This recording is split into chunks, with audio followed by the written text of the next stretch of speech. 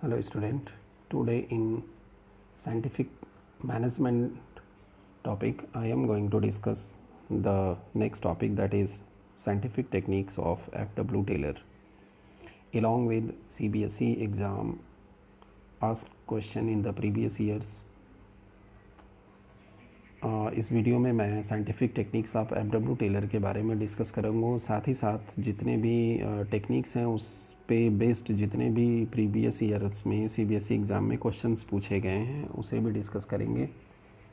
Late us see the topic scientific techniques of F.W. Taylor. F.W. Taylor ने different scientific techniques को develop किया था। अपनी study के दौरान उन्होंने इन सभी टेक्निक्स का सहारा लिया, और जिसमें पहला फंक्शनल फोरमैनशिप है, दूसरा standardisation of work and simplification of work है, नेक्स्ट है fatigue study, next method study, time study, motion study, differential piece base system and mental revolution. ये सभी टेक्निक्स F.W. टेलर ने टाइम टू टाइम फैक्ट्रीज़ में काम करते समय use किया, और इसका जो ओवरऑल रिज़ल्ट उनको मिला, goal achievement, efficiency, effectiveness organisation के अंदर आया, प्रोडक्टिविटी बढ़ गई। इसमें सबसे पहला जो टेक्निक था फंक्शनल फोरमैनशिप। इस टेक्निक के अकॉर्डिंग F.W. टेलर ने पूरे ऑर्गेनाइजेशन को दो पार्ट में डिवाइड किया। उन्होंने पूरी फैक्ट्री को दो पार्ट में डिवाइड किया, प्लानिंग इंचार्ज और प्रोडक्शन इंचार्ज, और उन्होंने इन सभी इंचार्ज के साथ 4 एक्सपर्ट को अपॉइंट किया, मीन्स 4 प्लानिंग में और 4 प्रोडक्शन में। उन्होंने कहा workers should be free from planning work. उन्होंने कहा कि वर्कर्स को सिर्फ वर्क पे फोकस दिया जाना चाहिए, और इसके लिए जो बाकी डिसीजंस हैं that should be taken by other person, जिनको उन्होंने एक्सपर्ट्स कहा, फोरमैन कहा। और इसके लिए उन्होंने प्लानिंग डिपार्टमेंट में 4 एक्सपर्ट को अपॉइंट किया, जिसमें पहला instruction card clerk, route clerk, time and cost clerk और डिसिप्लिनेरियन।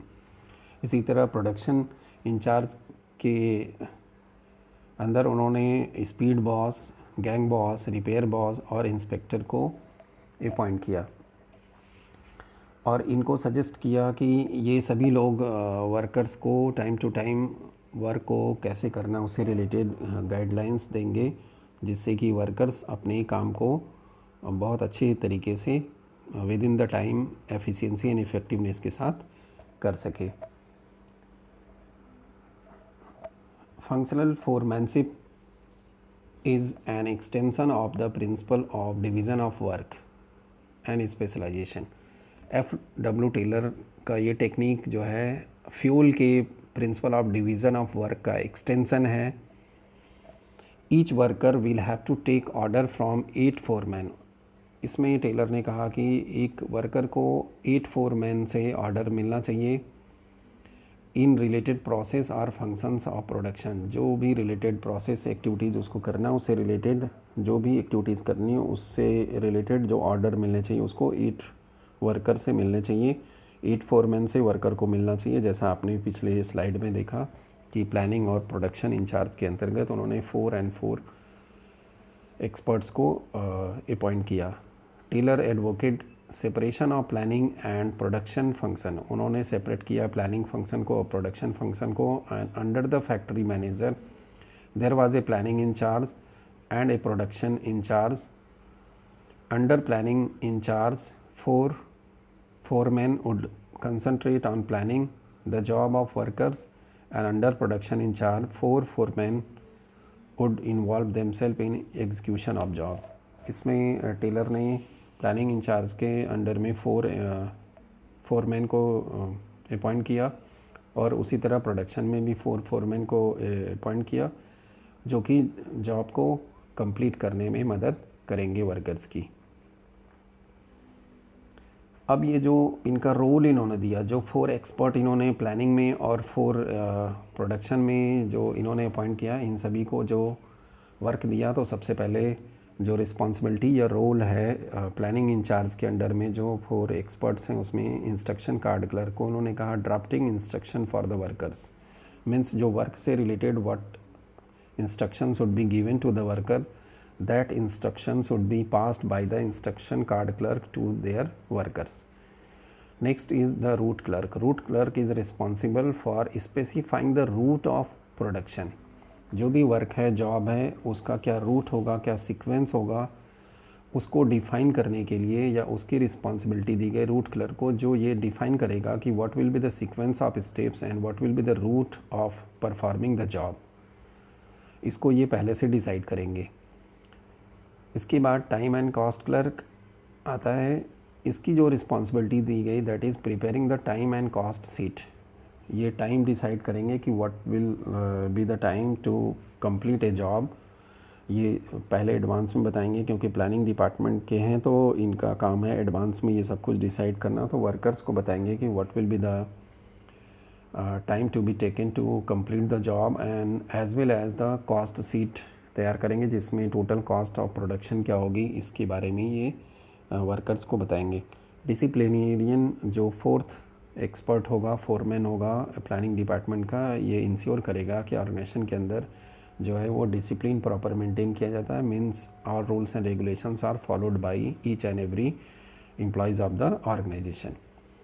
अब बात करते हैं प्रोडक्शन इंचार्ज के अंडर में जो 4 एक्सपर्ट होंगे इनकी क्या रिस्पॉन्सिबिलिटी होगी। तो पहला जो आता है स्पीड बॉस। स्पीड बॉस को ये देखना है कि वर्क की जो स्पीड है जॉब को कंप्लीट करने की वह किस तरीके की है। मीन्स ये इंश्योर करेंगे कि timely and accurate completion of job with in the time हो जाएगा।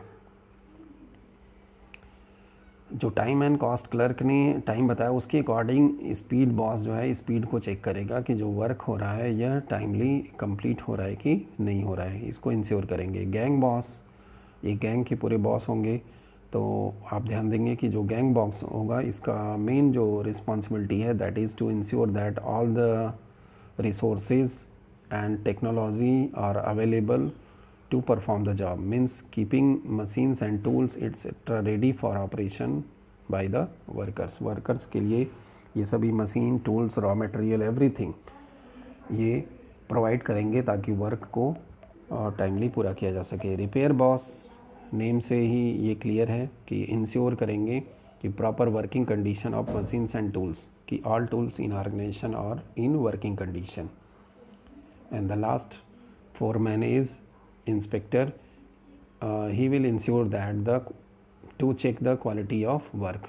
इसका काम होगा कि checking the quality of work, जो आउटपुट आएगा, जो प्रोडक्शन में जो फिनिश गुड्स आएंगे उनको ये चेक करेंगे कि जो क्वालिटी है वो स्टैंडर्ड क्वालिटी के प्रोडक्ट प्रोड्यूस हो रहे हैं कि नहीं, इस बात को ये इंश्योर करेंगे। तो this is the duty of all the 4 experts which are appointed by the FW Taylor under the functional foremanship technique in the factory.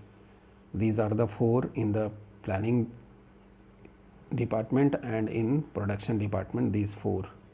तो इन सभी के बारे में हमने डिस्कस किया जो वर्कर्स को टाइम टू टाइम गाइड करेंगे, अपनी एक्सपर्ट एडवाइस इनको देंगे। अब नेक्स्ट आते हैं हम टेक्निक के ऊपर। इस पे कुछ क्वेश्चंस पूछे गए थे बोर्ड एग्ज़ाम में 2016 में, पहले उसको देखते हैं। जैसे क्वेश्चन 1 मार्क्स में ये पूछे गए थे अलग अलग सेट्स में।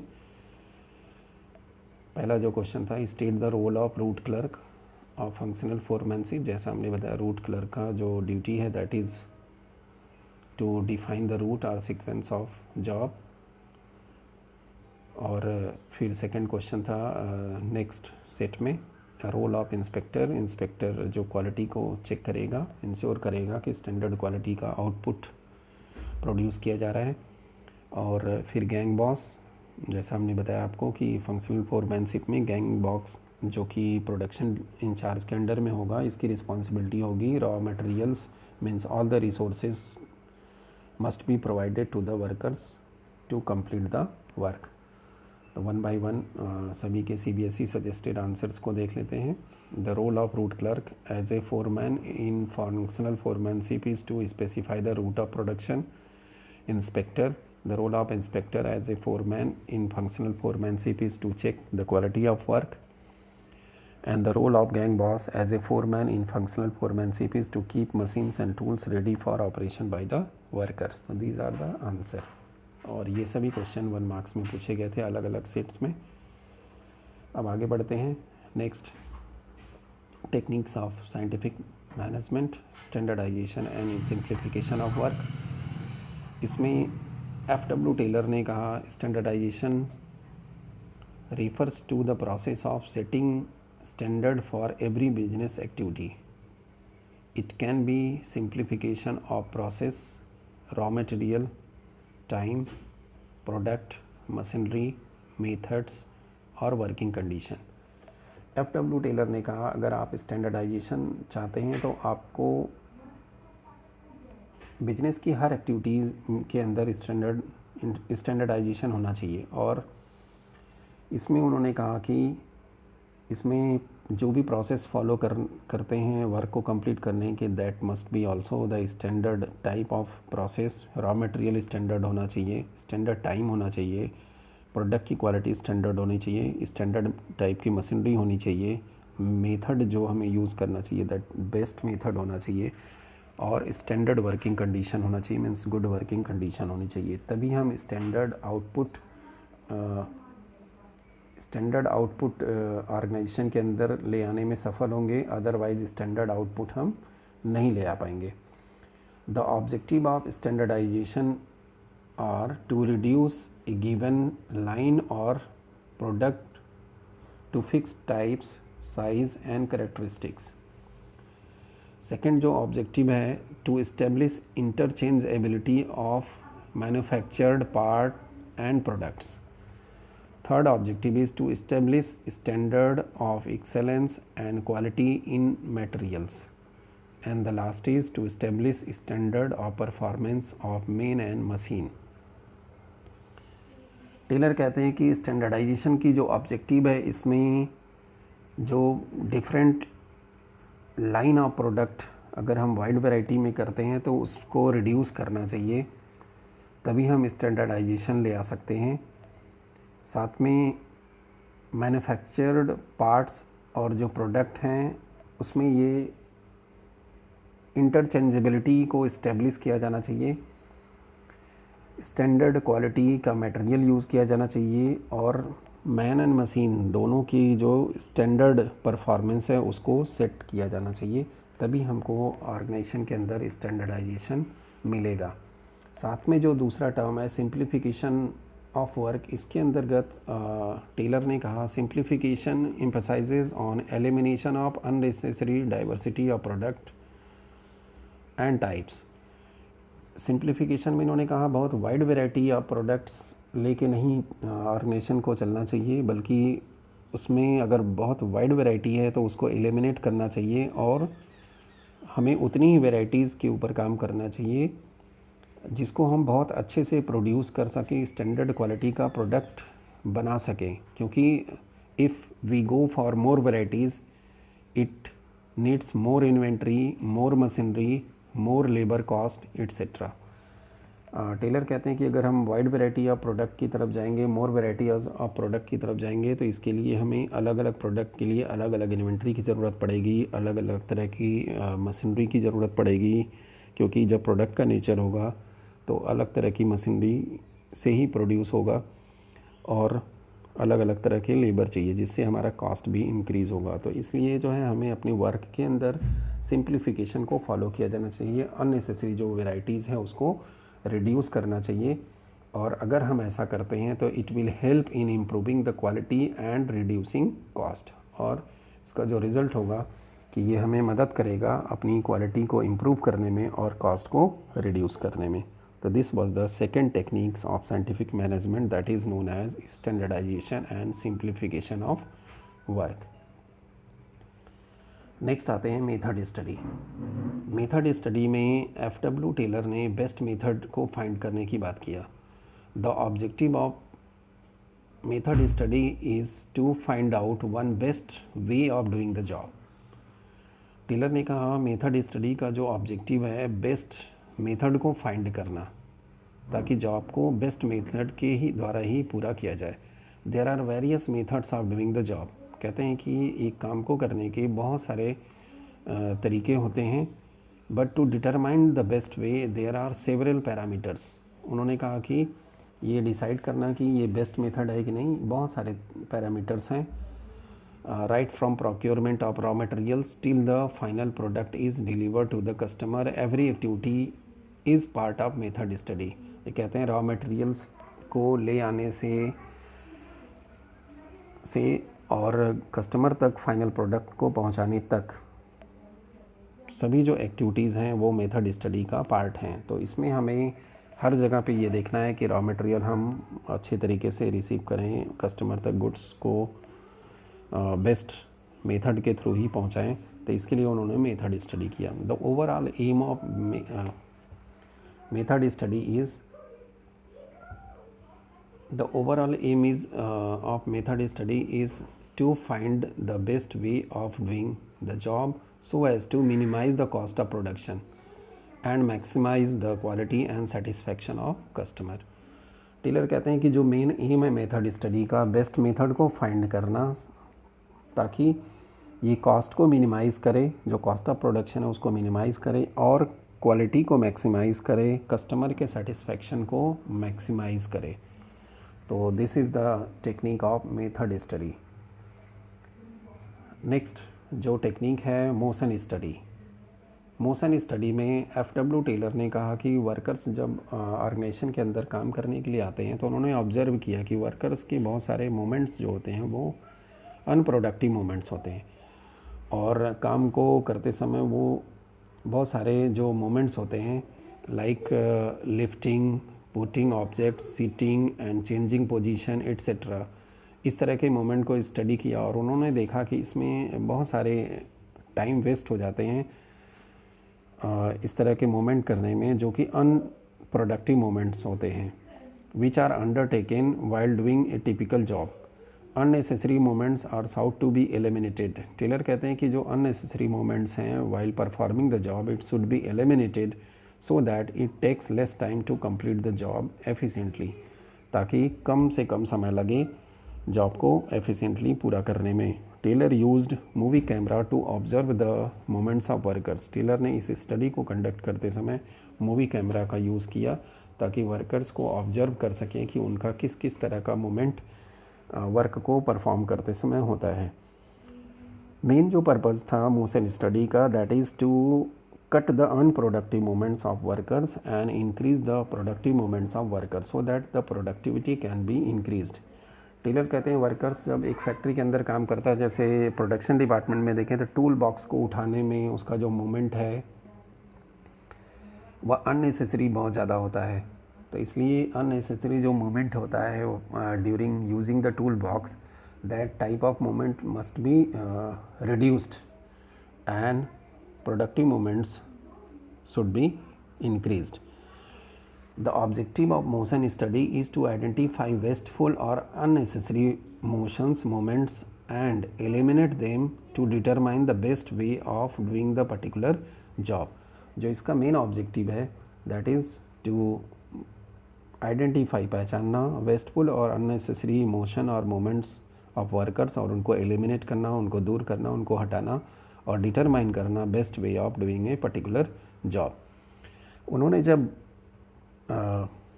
मोशन स्टडी को कंडक्ट किया तो उन्होंने एग्जामिनेशन ऑफ बॉडी मोशन में उन्होंने ध्यान दिया कि मोशन विच आर प्रोडक्टिव, उनको ध्यान दिया कि कौन कौन से मोमेंट्स हैं वर्कर्स के जो प्रोडक्टिव हैं. मोशन विच आर इंसिडेंटल, जैसे कि स्टोर जाते समय जो मोमेंट्स हैं वे किस तरह के हैं. मोशंस विच आर अनप्रोडक्टिव, और कौन कौन से मोशंस हैं जो अनप्रोडक्टिव हैं. तो इस तरीके से उन्होंने मोशन स्टडी को कंडक्ट किया. Overall aim of motion study is to increase productivity of workers by cutting down the unnecessary moment of workers while performing the job. Next technique पर आते हैं टाइम स्टडी. टाइम स्टडी को F W. Taylor ने conduct करते समय इसका जो purpose था स्टैंडर्ड टाइम को फाइंड करना, किसी जॉब को पूरा करने के लिए कितना समय होना चाहिए. अगेन उन्होंने कहा science not rule of thumb, ये मनमाना नहीं डिसाइड होना चाहिए कि एक पर्टिकुलर काम को करने का जो समय होगा वो 1 घंटे, 1 दिन, 2 दिन, 1 महीने इतने समय में हो जाना चाहिए. ये मनमाना means rule of thumb based नहीं होना चाहिए. It must be based on scientific research and inquiry. इसके लिए उन्होंने टाइम स्टडी किया. It determines the standard time taken to perform a well-defined job. Time study job के लिए एक स्टैंडर्ड टाइम को फाइंड करने के लिए उन्होंने किया. Time measuring devices stop watch are used for each element of task. The standard time is fixed for whole of the task by taking several readings.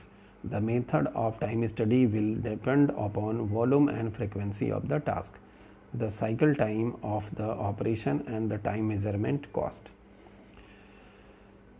F.W. Taylor ने time study करते समय stop watch का use किया और इससे workers के द्वारा जो टाइम लिया जा रहा है उसको नोट डाउन किया कि एक वर्कर्स कितने समय में वर्क को परफॉर्म कर रहा है. उन्होंने 100 टाइम्स वर्कर से वर्क को परफॉर्म कराया. सभी के टाइम को नोट डाउन किया with the help of stop watch, calculate किया और उसके बाद इस एवरेज निकाला. जो एवरेज टाइम आया उसको इन्होंने स्टैंडर्ड टाइम नाम दिया और इसके लिए उन्होंने कहा कि जो वर्कर्स इतने समय में काम को पूरा कर लेगा that workers is known as efficient worker, और जो नहीं कर पाएगा उसको इन्होंने इनएफिशिएंट वर्कर्स कहा.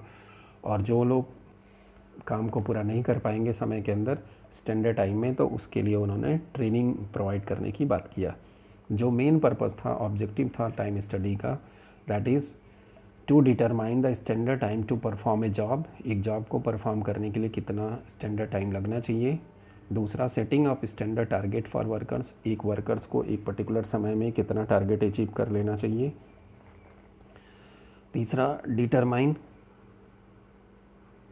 Determining the number of workers required to perform a job. और जॉब को कंप्लीट करने के लिए कितने वर्कर्स की ज़रूरत है इसको डिटरमाइन करने के लिए टाइम स्टडी किया. और last, categorising the workers in efficient and inefficient category. और वर्कर्स को कैटेगराइज करना है कि कौन से वर्कर एफिशिएंट हैं और कौन से वर्कर इनएफिशिएंट हैं, उनको अलग अलग कैटेगरी में करना. This is the main purpose of time study. जो बेसिक मोटिव था यहाँ पे टाइम स्टडी का, that is to find standard time to complete a job. इसके ऊपर क्वेश्चन पूछा गया 2019 में. Explain the following techniques of scientific management, motion study and time study. दोनों को हमने आपके साथ डिस्कस किया. तो दोनों के CBSE सजेस्टेड आंसर को आप यहाँ पे देखिए. मोशन स्टडी जिसमें मोमेंट ऑफ वर्कर्स को स्टडी किया गया, जिसमें प्रोडक्टिव मोमेंट्स को बढ़ाने की बात किया गया और अनप्रोडक्टिव मोमेंट को कट डाउन करने की बात किया गया, एलिमिनेट करने की बात किया गया. तो ये 5 मार्क्स में क्वेश्चन पूछा गया था, 2.5 मार्क्स फॉर ईच. तो ये इसका आंसर है. इसको स्क्रीनशॉट लेकर के आप देख सकते हैं. 2017 में इसके ऊपर केस स्टडी क्वेश्चन पूछा गया था इन सभी टेक्निक्स के ऊपर. तो इसमें देखिए, और इस तरह के क्वेश्चन में पढ़ने का एक शॉर्टकट तरीका आपको बताएं कि सबसे पहले हमें लास्ट में पूछना है कि क्या पूछा जा रहा है. लास्ट में पढ़ना है, identify and explain any 2 techniques of scientific management used by Riya to solve the problems. Problem को सॉल्व करने के लिए रिया ने कौन सी साइंटिफिक टेक्निक का यूज़ किया. तो जब हम last line of the question को रीड करेंगे तो हमें तुरंत एक आइडिया लग जाता है कि टेक्निक्स ऑफ साइंटिफिक मैनेजमेंट की बात की जा रही है. तो हमें ये सभी जो टेक्निक्स हम डिस्कस कर रहे हैं वो तुरंत माइंड में आ जाएगा और इसके आधार पे हम आंसर कर पाएंगे. तो यहाँ पे इस क्वेश्चन को आप स्टडी कर लेंगे और स्क्रीनशॉट लेकर के आप इसको आराम से पढ़ेंगे और साथ में आंसर को भी हमने दिया हुआ है. तो इसमें मोशन स्टडी, टाइम स्टडी और सिंप्लीफिकेशन ऑफ वर्क आ रहा है जो 4 मार्क्स में क्वेश्चन पूछा गया. कोई 2 का आंसर आपको इसमें करना है. आगे बढ़ते हैं. Fatigue study. फटीग स्टडी का मतलब होता है टायर्डनेस. F.W. टेलर ने देखा कि वर्कर्स काम करने के लिए जब आता है तो at the beginning of the day उसकी जो स्टेमिना होती है वो बहुत ही अच्छी होती है, बहुत ही अच्छे से काम करता है, लेकिन कुछ समय के बाद वो थकने लगता है. तो इस स्टडी में उन्होंने थकान से रिलेटेड स्टडी किया जिसको हम यहाँ पे फटीग स्टडी के नाम से जानते हैं. A person who has got feel tired physically and mentally when he perform his work continuously. Therefore, rest interval are required to regain stamina and work again with the same capacity.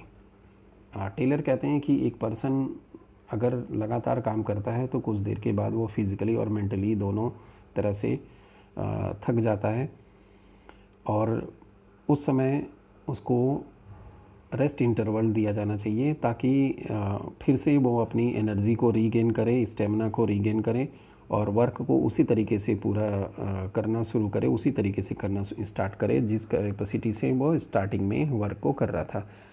अगर हम rest interval देते हैं तो Taylor कहते हैं कि this will increase productivity, वह productivity को बढ़ाएगा। Fatigue study help to determine the amount of time, number of rest interval and frequency of rest interval to complete the task. Taylor कहते हैं कि फटीग स्टडी से हमें मदद मिलती है कि कितने समय का, कितनी बार रेस्ट इंटरवल दिया जाए वर्कर्स को, ताकि वो फुल एनर्जी के साथ, पूरे स्टेमिना के साथ वर्क को टाइमली कंप्लीट कर सके। If he she is allowed rest interval, he she will regain stamina and start working with same capacity. Taylor कहते हैं कि अगर हम रेस्ट इंटरवल अलाउ करते हैं तो जो भी वर्कर्स हैं स्टेमिना रीगेन करने के बाद वर्क को उसी तरीके से शुरू करते हैं जैसा कि वह शुरू में जिस कैपेसिटी से कर रहे थे, और इसका जो रिज़ल्ट होता है this will result in increased productivity, और इसकी वजह से जो प्रोडक्टिविटी ऑफ ऑर्गेनाइजेशन है, प्रोडक्टिविटी ऑफ वर्कर्स है, इंडिविजुअल वर्कर्स की, वो इंक्रीज़ हो जाती है। इसके लिए उन्होंने फटीग स्टडी किया। नेक्स्ट आगे बढ़ते हैं, डिफरेंशियल पीस वेज सिस्टम। ये बहुत ही इम्पॉर्टेंट स्टडी है FW टेलर की, और इसको स्ट्रॉन्गेस्ट मोटिवेटर भी कहा जाता है, strongest motivator for a workers, क्योंकि इसमें FW टेलर ने दो तरह की वेजेस देने की सिस्टम को प्रपोज़ किया। To differentiate between efficient and inefficient worker, Taylor recommended differential piece wage system to reward the efficient workers. उन्होंने कहा वर्कर्स जो ऑर्गेनाइजेशन में काम करने वाले लोग होते हैं, इसमें एफिशिएंट और इनएफिशिएंट वर्कर्स होते हैं, और उन्होंने कहा इन दोनों के लिए अलग अलग तरह का जो वेज सिस्टम होना चाहिए, सैलरी देने का जो सिस्टम होना चाहिए वह होना चाहिए, ताकि एफिशिएंट वर्कर्स को उनके एफिशिएंट वर्क के लिए इनाम दिया जाना चाहिए। A high rate of wage payment for those who performed standard and above standard work. Taylor कहते हैं कि हाई रेट पर वेज दिया जाना चाहिए उन वर्कर्स को जो स्टैंडर्ड वर्क से ज़्यादा परफॉर्म करते हैं या स्टैंडर्ड वर्क तक परफॉर्म करते हैं, और those who perform below the standard must paid less, और उन सभी वर्कर्स को जो स्टैंडर्ड वर्क से कम परफॉर्म करते हैं उनको लेस पेमेंट किया जाना चाहिए।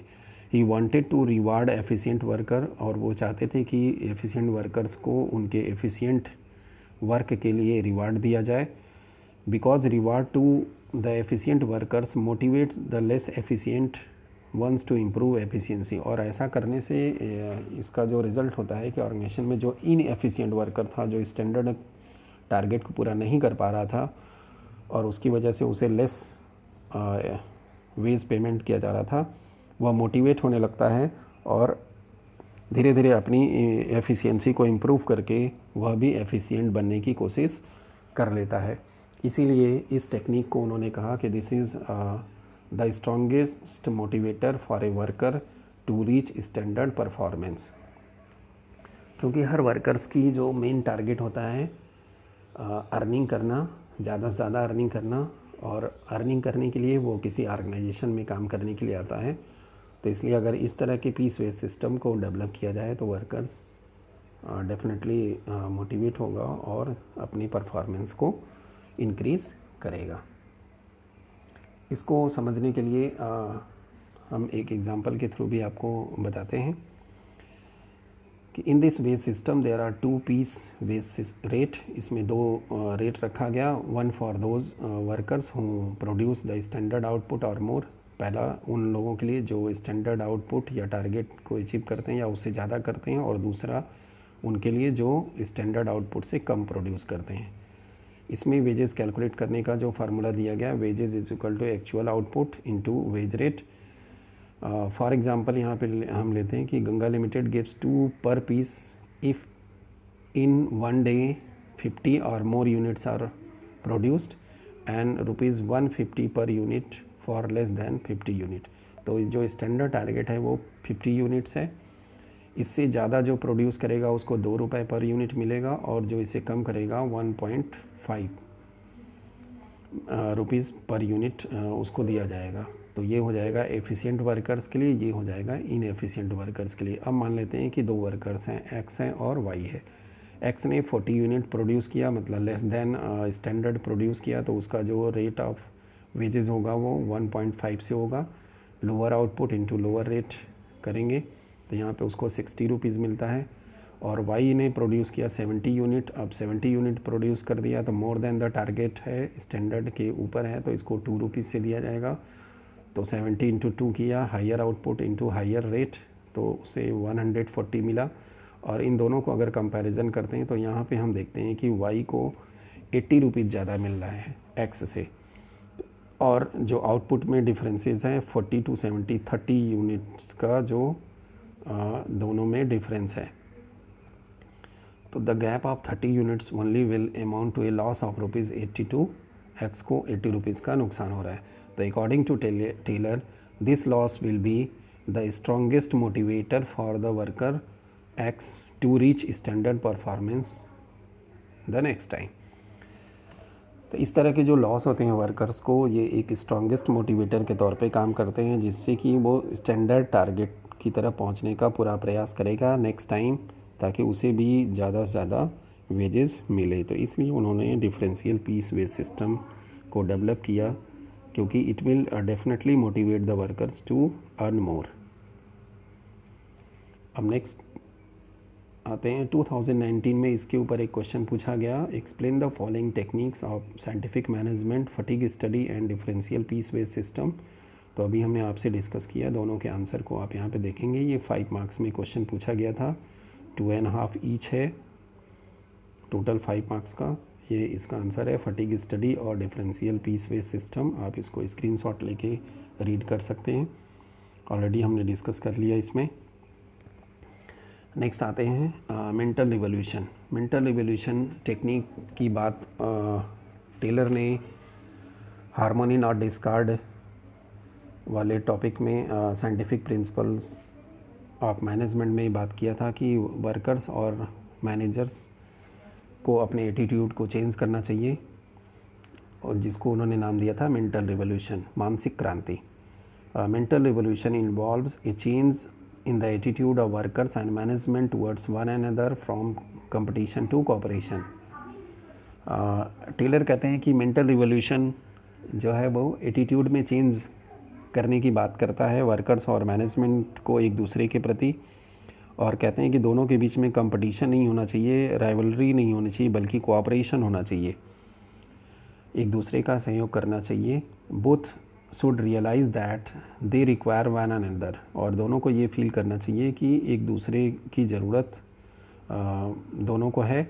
Both should aim to increase the size of surplus, और दोनों को ऑर्गेनाइजेशन का बिजनेस के प्रॉफिट को बढ़ाने का प्रयास करना चाहिए, टारगेट यही होना चाहिए दोनों का। This would eliminate the need of any agitation, और उनको किसी भी तरह का आपस में जो मतभेद है या कोई भी डिस्प्यूट है उसको एलिमिनेट करने का प्रयास करना चाहिए। Management should share A part of surplus with workers, और मैनेजमेंट को जो भी प्रॉफिट में इंक्रीजिंग होती है तो उस सरप्लस को वर्कर्स के बीच में उसको डिस्ट्रीब्यूट करना चाहिए। Workers should also contribute their might so that the company makes profit, और वर्कर्स को भी अपनी जितनी भी एनर्जी है उसका बेस्ट कंट्रीब्यूट करना चाहिए, ऑर्गेनाइजेशन में अपनी पूरी शक्ति को यूज़ करना चाहिए ताकि ऑर्गेनाइजेशन प्रॉफिट अर्न कर सके। And this attitude will be good for both of them, और अगर इस तरह का एटीट्यूड दोनों की तरफ से दिखाया जाता है तो ये ऑर्गेनाइजेशन और वर्कर्स दोनों के लिए बहुत ही अच्छा होगा, मैनेजमेंट के लिए अच्छा होगा, and also for the company के लिए भी अच्छा होगा। In the long run only workers well being will ensure prosperity of the business, और अगर लंबे समय तक हमें आगे चलना है, ऑर्गेनाइजेशन को आगे ले जाना है, तो फिर वर्कर्स के वेलबींग को ध्यान रखना चाहिए, क्योंकि वर्कर्स की वेलबींग होगी तभी ऑर्गेनाइजेशन की प्रॉस्पेरिटी को इंश्योर किया जा सकता है। तो ओवरऑल मेंटल रिवॉल्यूशन में टेलर ने दोनों को, मैनेजमेंट और वर्कर्स दोनों को उन्होंने कहा एक दूसरे के लिए पॉजिटिव एटीट्यूड रखना है, तभी ऑर्गेनाइजेशन आगे बढ़ेगा, दोनों की प्रॉस्पेरिटी होगी। नेक्स्ट इसके ऊपर अब रिव्यू क्वेश्चंस देखते हैं। ये सभी टेक्निक्स हमने डिस्कस कर लिया आपके साथ। Name the techniques of Taylor which is the strongest motivator for workers to reach the standard performance. तो इसमें हमने आपको बताया था differential piece base system. Sitaram the production manager of X limited want to increase speed of packaging in order to identify and eliminate unnecessary and unproductive movements of workers in packaging. He installed a movie camera in the factory. Which techniques of scientific management is adopted by Sitaram? How can this technique help the X Limited? तो इसमें motion study है और by reducing unproductive moment को workers को कम करने में मदद करेगा और जिससे कि वर्कर्स की प्रोडक्टिविटी बढ़ जाएगी। तो मूवी कैमरा का ये फ़ायदा होगा, इस स्टडी का ये फ़ायदा होगा। नेक्स्ट है which technique of Taylor insist on hiring specialist for every job, name and explain. तो ये फंक्शनल फोरमैनशिप में हमने बात किया था आपसे, इसकी मीनिंग को आप डिफाइन करेंगे, इसमें ऑलरेडी डिस्कस किया हुआ है। नेक्स्ट है one of the principle of scientific management emphasize to make the employees efficient by training the workers. It further insist that each employee must be scientifically selected and work assigned to employees should be suit their physical, mental and intellectual capabilities. Name and explain the principle of scientific management involved in the above case. Name the value emphasized by this principle. The last principle of scientific management हमने discuss किया था, development of workers to their greatest efficiency and prosperity, यह आएगा। और उसके बाद फिर value जो हुआ यहाँ पे, growth, prosperity of workers, chances of growth and development, ये इफेक्ट हुआ। तो इस तरीके के भी क्वेश्चंस आपसे पूछे जा सकते हैं। और लगभग हमने 2015 से लेकर के 2019 तक के जो बोर्ड एग्ज़ाम्स हैं उसमें पूछे गए सभी क्वेश्चंस जो साइंटिफिक टेक्निक के ऊपर पूछे गए थे उसको डिस्कस किया। तो आई होप आपको टेक्निक को स्टडी करने के बाद ये आइडिया पूरा लग जाएगा कि किस तरह के क्वेश्चंस यहाँ पे पूछे जा रहे हैं। Thank you very much for watching this video.